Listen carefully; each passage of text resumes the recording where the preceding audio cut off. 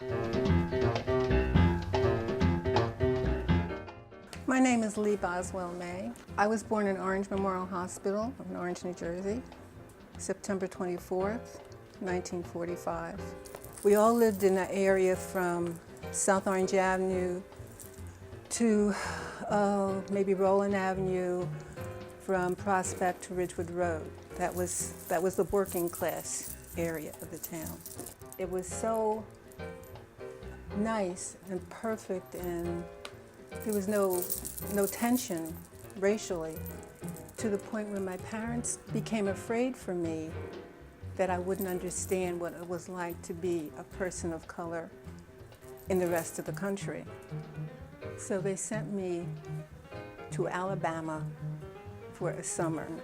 I'll never forget this. I flew down, and when the plane landed, my uncle, who was in his full dress uniform, he was a major at the time, got on the plane and took me off and walked me through the terminal and showed me the two water fountains and the segregated bathrooms, and he walked me to a military car, and that's how we got back to his house. For him to be in uniform, that told me right there that it was a tense area, and I had to be on my guard. And then driving through town, you know how we have like rotary signs on Ku Klux Klan?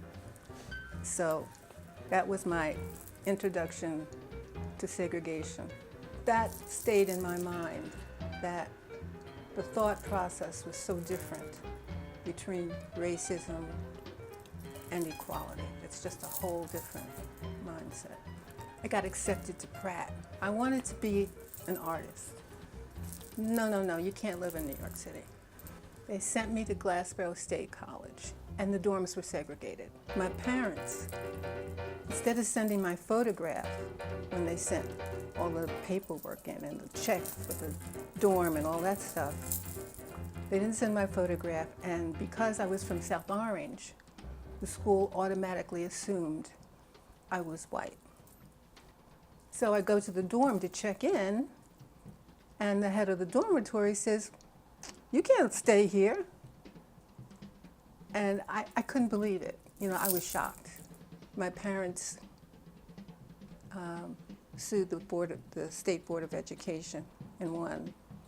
And by Christmas break, all of the kids who were off campus, they had found dormitory rooms for. It made me a fighter, and I knew that that's what you have to do. You have to keep pushing and standing up and trying to make things better.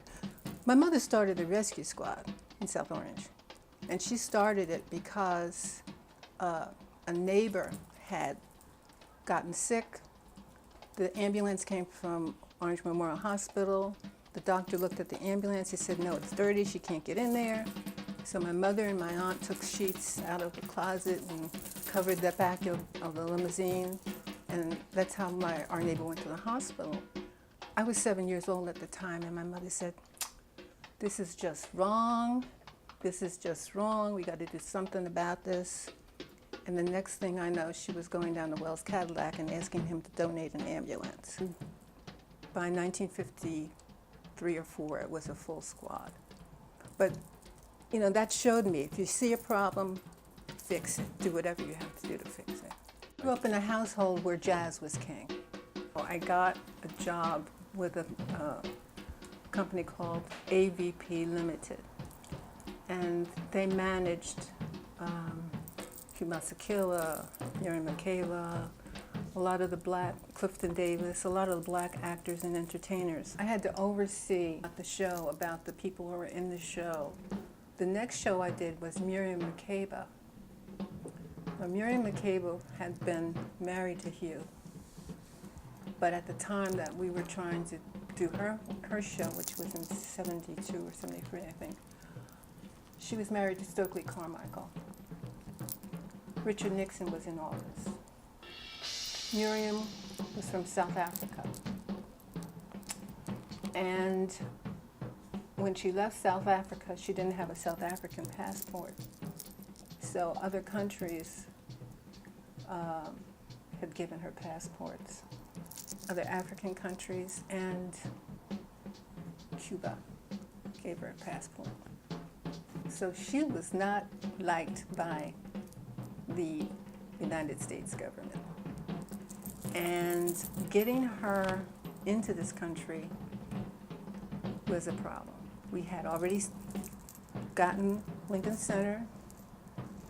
The tickets were selling, things were going good. Couldn't get her in the country. We hired one of the best attorneys, and he said, I'm trying, but the United States Department does not want her in. Finally, the way we got her into the country, I called Harry Belafonte.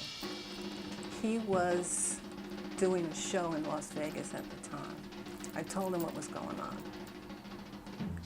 He said, bring her in through San Francisco.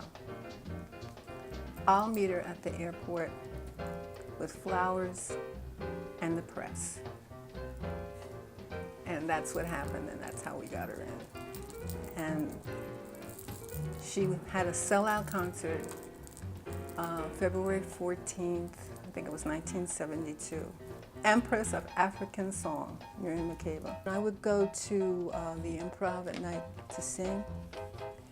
And this is back in the day when Bette Midler was there. And Bette would open the show sometime. Now, Bette Midler's gonna open the show. You know, you're just like somebody up the street. Nobody wanted to follow her. And this particular night I had signed up to sing.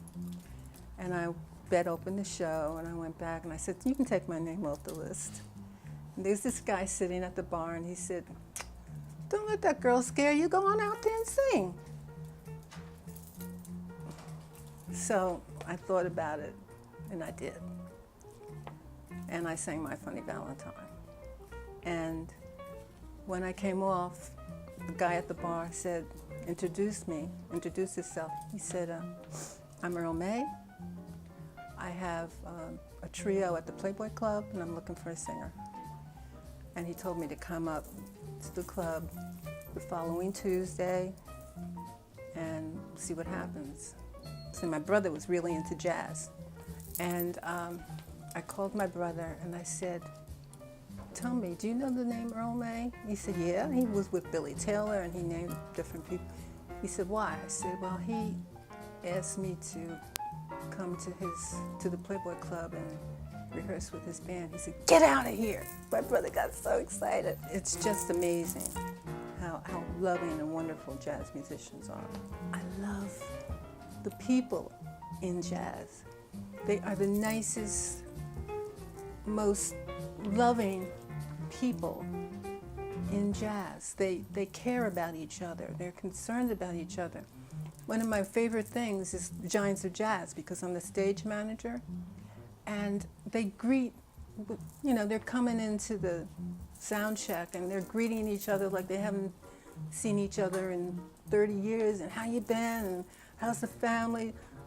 And then they're funny. They got the best stories in the world. And there was a group that was going to open with Hugh called the Jazz Crusaders.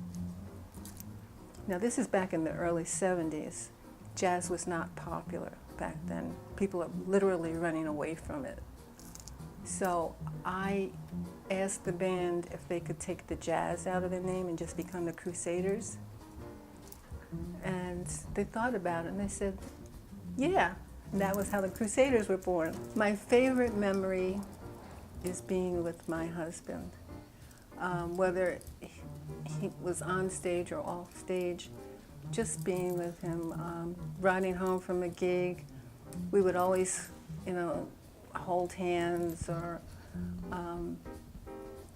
just being in his company. He was the sweetest, kindest man, and never allowed me to do a dish. That's my favorite memory, all of my memories with him.